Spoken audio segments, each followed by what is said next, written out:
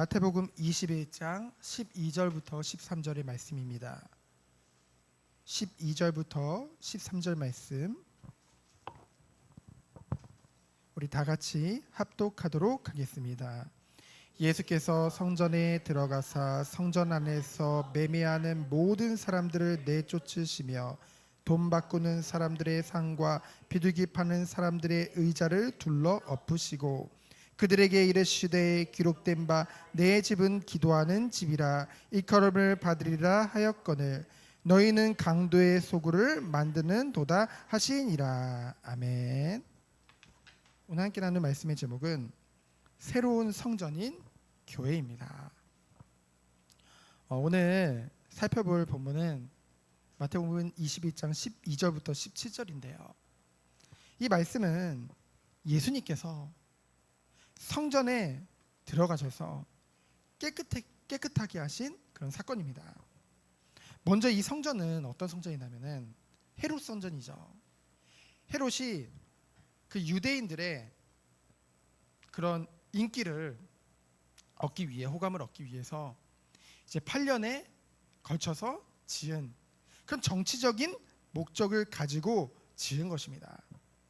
그래서 처음부터 이 성전이란 말은 들어갔지만은 이 헤롯 성전은 결국은 하나님을 위한 목적이 아닌 한 개인의 이득을 위해서 지어졌다는 것이죠.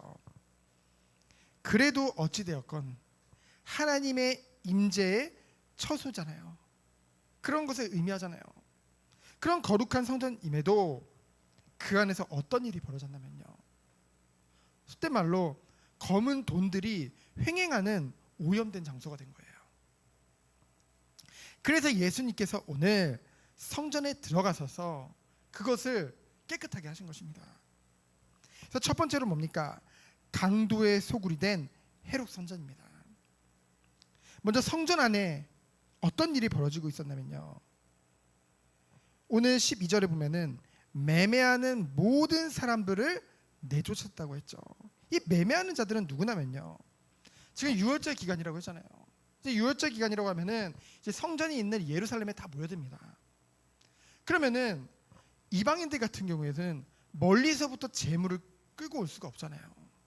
게다가 재물을 끌고 오더라도 이 나쁜 제사장들과 그 매매상들이 서로 단합을 한 거예요. 서로의 이득을 위해서. 그래서 제사장이 아무리 그 성경에 부합하는 모세의 율법에 부합하는 그런 재물을 가지고 오더라도 절대로 이 제사장들이 검사 기준을 아주 까다롭게 하고요. 여러 가지 막 이유를 대서 통과를 안 시켜주는 거예요. 그러니까 어떻게 할 수밖에 없는 거예요?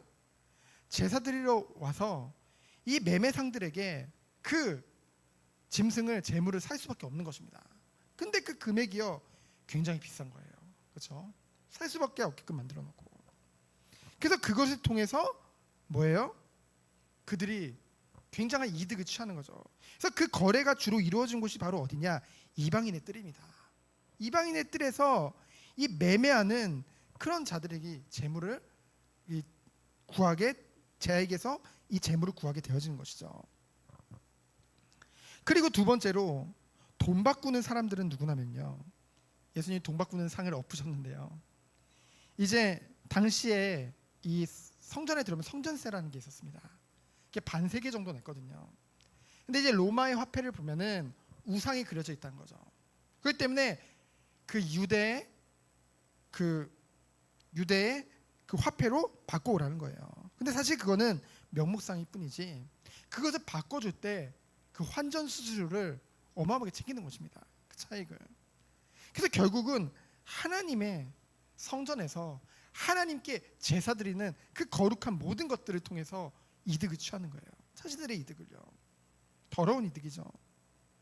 그리고 특별히 이 매매상 중에서 비둘기 파는 사람들의 의자를 둘러 엎으셨다고 했는데요. 특별히 이 비둘기 파는 사람들은 누굽니까? 소나 양을 바칠 수 없는 그 가난한 자들의 형편을 하나님께서 세밀히 살피시고요.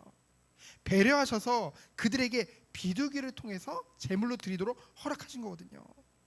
그 안에는 하나님의 사랑과 그런 긍휼하심, 치근히 여기심, 그런 모든 것들이 다 담아있는 가치 있는 그런 건데요, 그 하나님의 의도는 완전히 파기시켜버리고요, 그것을 통해서 오히려 그 비둘기를 굉장히 비싼 가격에 팔므로 해서 굉장한 부당 이득을 챙기는 거죠. 하나님이 볼 때 얼마나 악합니까? 가난한 자들을 오히려 돌아보라고 하셨는데요. 그래서 예수님께서 뭐라고 하신 거예요? 13절에 내 집은 기도하는 집인 거죠. 그렇죠? 성전의 본래 목적과 용도는요, 기도하는 집입니다. 하나님 앞에. 근데 너희들이 강도의 소굴을 만들었다. 예레미야 7장 11절을 인용하신 것이죠. 그래서 뭡니까? 너희들, 이 유대 종교 지도자들, 너희들이 성전을 사악한 욕심으로 채우는 장소로 전락시켰구나. 그것을 예수님이 지금 말씀하시는 것이죠. 그러면서 예수님께서 결국은 성전에서, 이 헤롯 성전에서 이러한 일을 행하신 이유는 무엇입니까? 구약에 예언된 진정한 성취자가 예수 그리스도께서 이러한 일을 행하신 이유는 더 이상 눈에 보이는 그런 헤롯 성전 같은 그 눈에 보이는 성전을 통한 하나님과의 교제는 불가능하다는 거예요. 이제는 필요 없다는 것입니다. 무의미하다는 거예요. 왜요? 이제는 예수 그리스도께서 십자가에서 죽으심으로 말미암아 우리 한 영혼 한 영혼을 이제 하나님의 성전으로 삼고 그 안에 성령으로 거하실 것이기 때문에, 그리고 그들의 모임인 교회를 하나님의 성전 삼으실 거기 때문에. 그래서 두 번째로 뭡니까? 새로운 성전인 교회인 줄 믿습니다. 14절에 보면은 맹인과 저는 자들이 성전에서 예수께 나옴에 고쳐 주시니라고 했습니다. 이건 이사야서 35장 5절로 6절에 보면은 맹인된 자가 눈을 뜨고 기머거리가 듣게 된다는 그런 말씀에 구약에 예언된 그 언약이 성취된 거죠.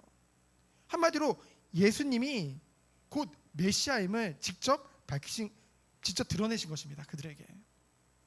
그러면서 뭡니까? 사실 이 성전에는요, 이 육신적으로 육체의 장애를 가진 사람들이 들어올 수가 없거든요. 이 성전 안에 부정하다 여겼기 때문에 그 시대에는. 근데요, 예수님께서 그들을 불러들였어요, 그 성전으로. 그리고 어떻게 하셨어요? 그들을 고치셨다는 거죠. 이건 무엇을 말합니까? 마태복음 12장 6절에 보면은 예수님께서 이 성전보다 더 큰 자임을 이 마태복음 12장 6절 말씀과 같이 그들에게 보여주신 것이죠. 직접 보여주신 것입니다. 그러면서 뭡니까? 예수를 머리로 하는, 그리고 그의 몸된 새로운 성전인 교회의 참 본질을 보여주신 것입니다. 여러분, 교회라는 것은 연약한 자, 부족한 자, 때로는 아픈 자, 때로는 세상적으로 성공한 자, 아무 구분 없이 오직 모든 믿는 자들이, 누구를 믿는 자들이요? 예수가 그리스도 되심을, 예수님이 우리의 주님 되심을 믿는 자들이 차별 없이 한 형제로, 한 자매로 만나게 되어서 함께 아름다운 공동체를 이루는 것이 교회인 줄 믿습니다. 그것을 예수님께서 직접 보여주신 것이죠. 근데요, 15절로 17절에 보면은 주님께 속하지 않은 자들의 그 관심이 나옵니다. 15절에 보면은 그들이 이제 화를 내죠. 노했죠. 누가요? 그 유대의 지도자들인, 종교 지도자들인 대제사장들과 서기관들이요. 그래서 그들이 왜 화가 났습니까? 화난 이유가 뭐예요? 예수께서 하시는 이상한 일이라고 했죠. 아니, 왜 이상한 일입니까?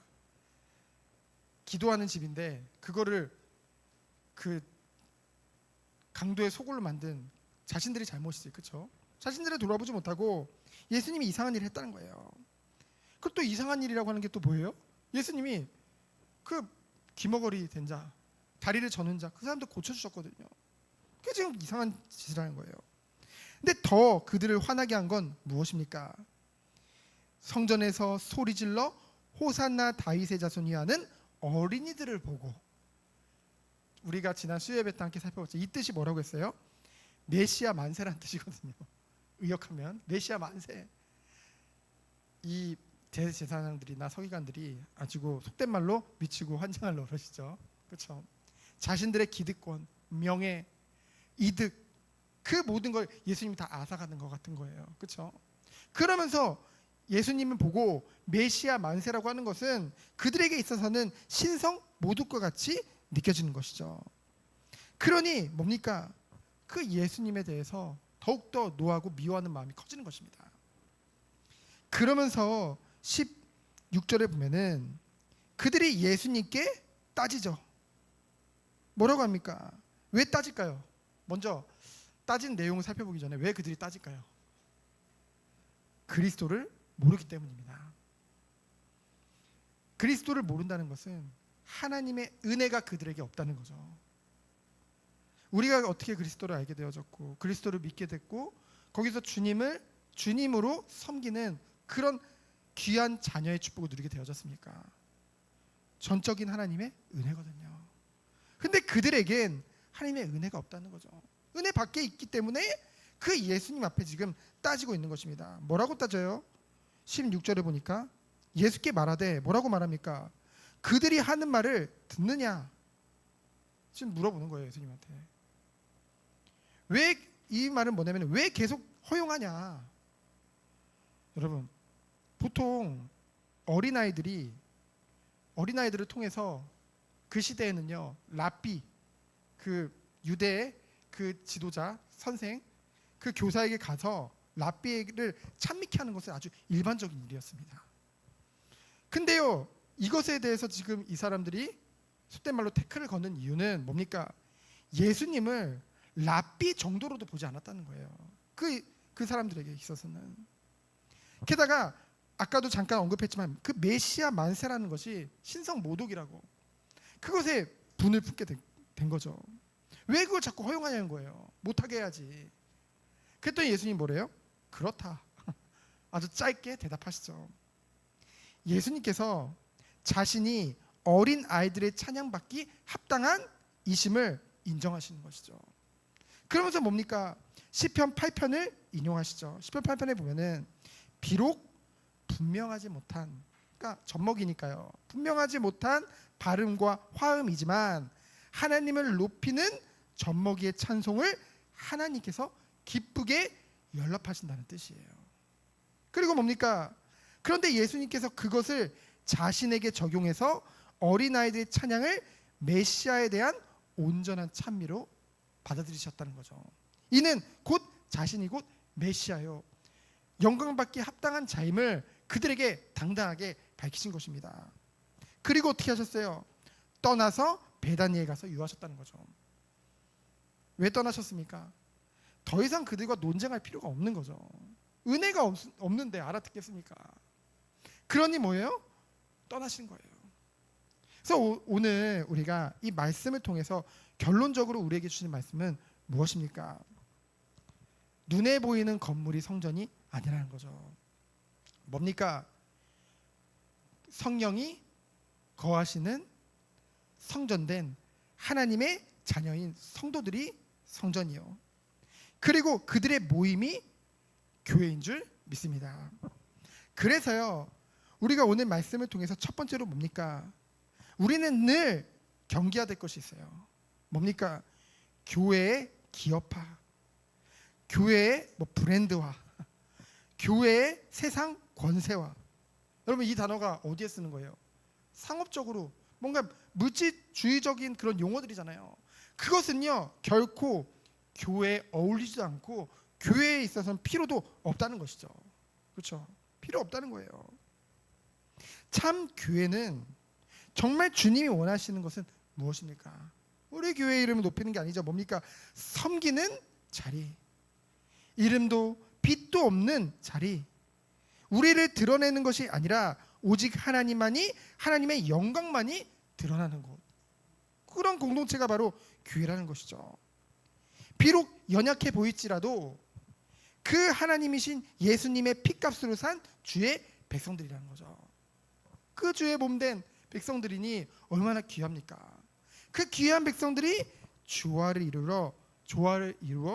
이루어 하나님의 영광된 일에 참여하고 그 영광된 일을 위해서 날마다 모이고 그 영광을 위해서 존재하는 곳이 바로 교회요 아름다운 공동체인 줄 믿습니다. 그러면서 두 번째는 무엇입니까?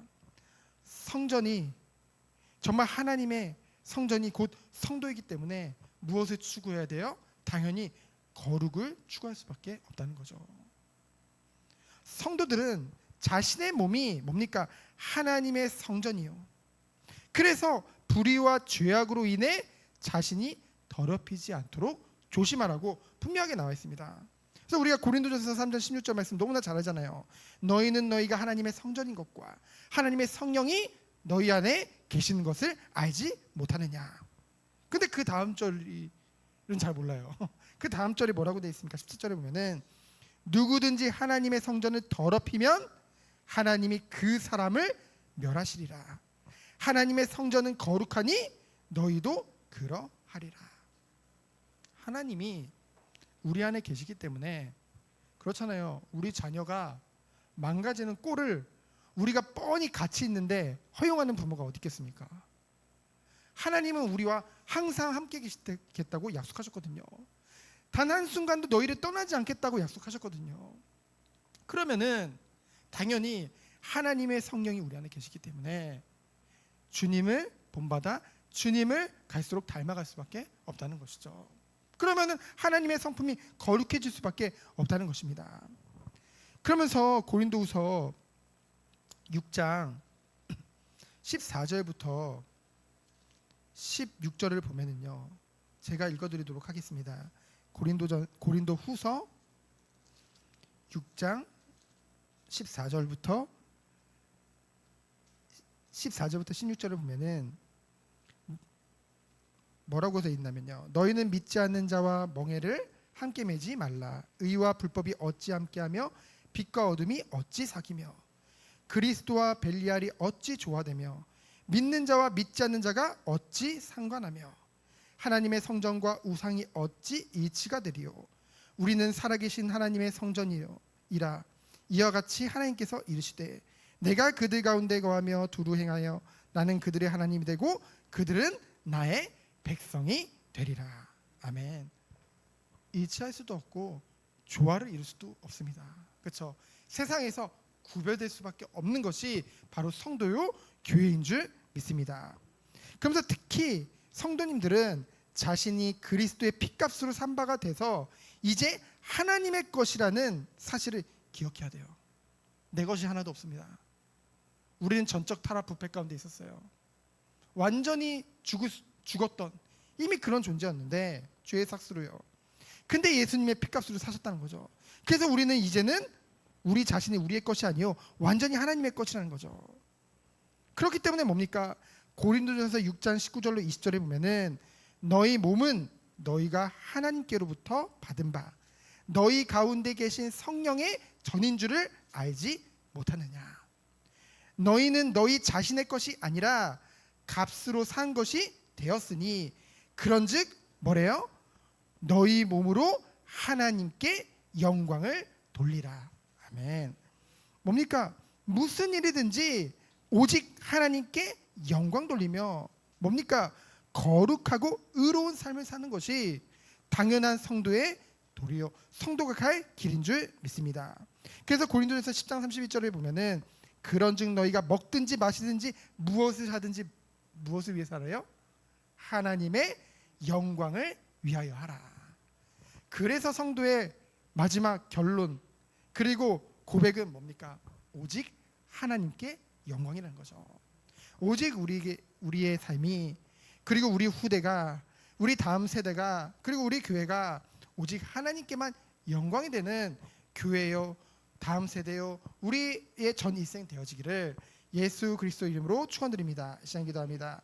하나님 감사합니다. 하나님의 은혜로 말미암아 우리 한 사람 한 사람을 귀한 주의 성전 삼고 오늘도 주님의 말씀을 통해서 더욱더 깊이 깨닫게 하심에 감사드립니다. 여기 모인 모든 성도님들이 함께 합심으로 기도할 때에 오직 주님의 뜻이 이루어지는 시간 되게 해 주시고 오직 주님께만 영광 돌리는 시간 되도록 주께서 축복하여 주옵소서. 살아계신 예수 그리스도 이름으로 기도합니다. 아멘.